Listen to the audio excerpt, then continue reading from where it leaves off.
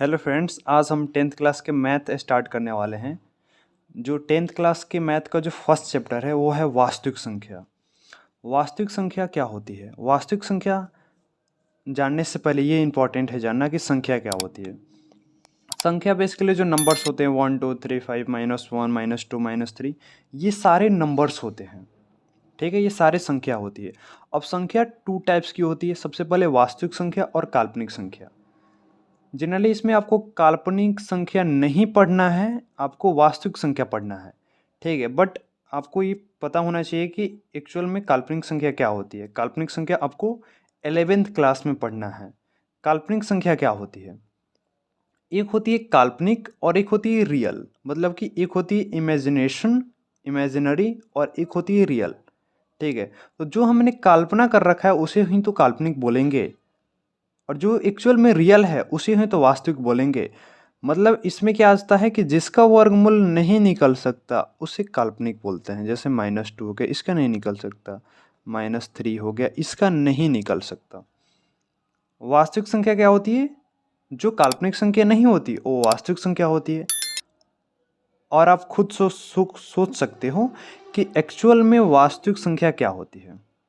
Okay, अब जानेंगे वास्तविक संख्या के टाइप्स की। वास्तविक संख्या में कौन कौन सी संख्या है जो आपको पढ़ना है।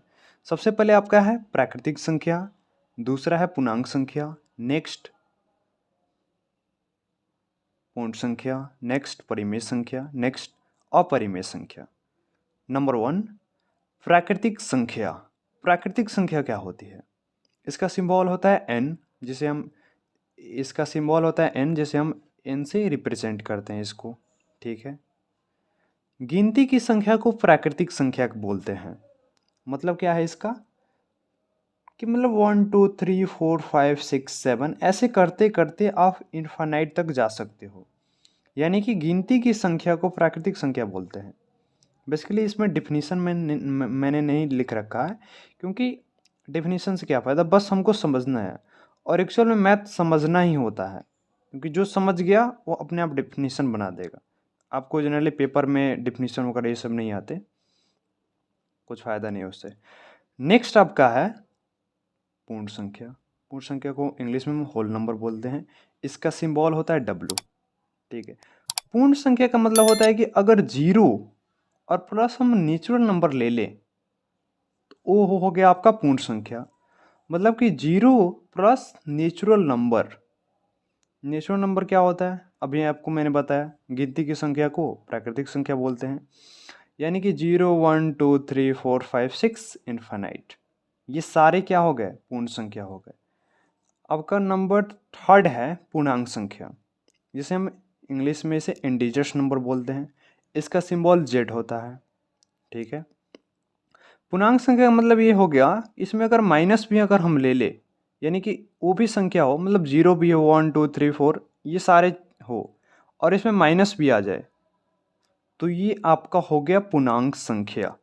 यानी कि इसमें हमने माइनस भी ले लिया, -4 -3 -1 0 1 2 3 ऐसे करके आप इनफाइनाइट तक जा सकते हो।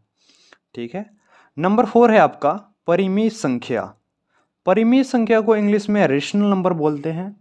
ठीक है, परिमेय संख्या क्या होती है? जिस संख्या को p/q के रूप में लिखा जा सके जिसमें p नॉट इक्वल टू 0। इसका मतलब क्या हो, अगर p के इक्वल में अगर हम 0 लिख दे, मतलब क्या हो गया वो तो कटेगा ही नहीं। मतलब उसका कोई अस्तित्व नहीं है, उसका कोई वैल्यू ही नहीं है। ठीक है, कोई अस्तित्व नहीं है उसका।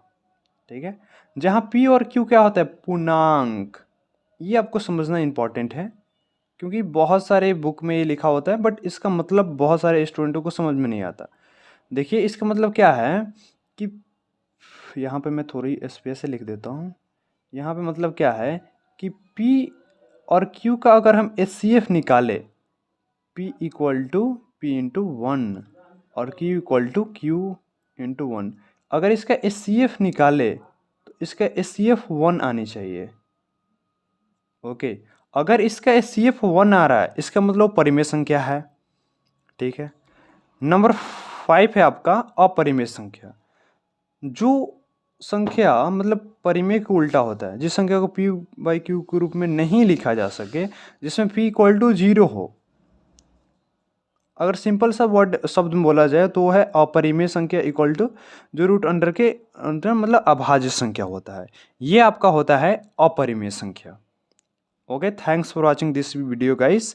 और आगे हम स्टार्ट करने वाले हैं क्वेश्चनिंग की प्रैक्टिस करेंगे और आगे हम अपना एक्सरसाइज स्टार्ट करेंगे। ये छोटा सा ओवरव्यू था, इसको आपने अगर समझ लिया तो आपने संख्या को समझ लिया। और इससे मतलब ऑब्जेक्टिव क्वेश्चन भी आते हैं आपके एग्ज़ाम में, यहाँ से ऑब्जेक्टिव भी आप रेडी कर सकते हो, जो कि खास करके परिमेय संख्या और अपरिमेय संख्या पर भी ऑब्जेक्टिव आते हैं। ओके।